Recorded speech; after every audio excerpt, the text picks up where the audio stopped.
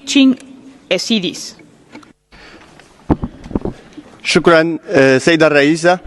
يتحدث إليكم عزيز كالو ممثل المؤسسة الإيزيدية في جنيف، حيث مؤسستنا تراقب عن كسب ما يتعرض له الأقلية الدينية الإيزيدية في العراق. فما زال أكثر من 360 ألف فرد إيزيدي يعيشون في المخيمات بإقليم كردستان منذ 3 أغسطس 2014، حين ارتكب تنظيم الداعش الإرهابي جريمة جنوسايد بحقهم، وما يزال أكثر من 3000 إيزيدي بين مخطوف ومفقود.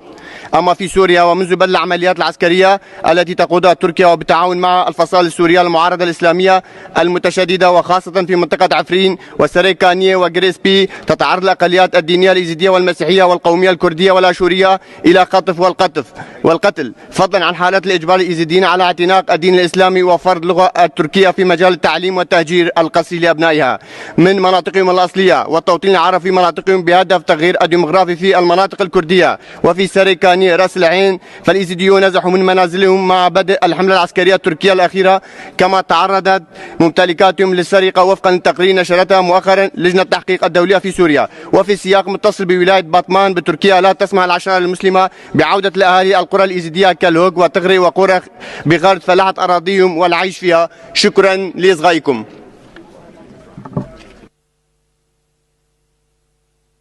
Muchas gracias. Tiene la palabra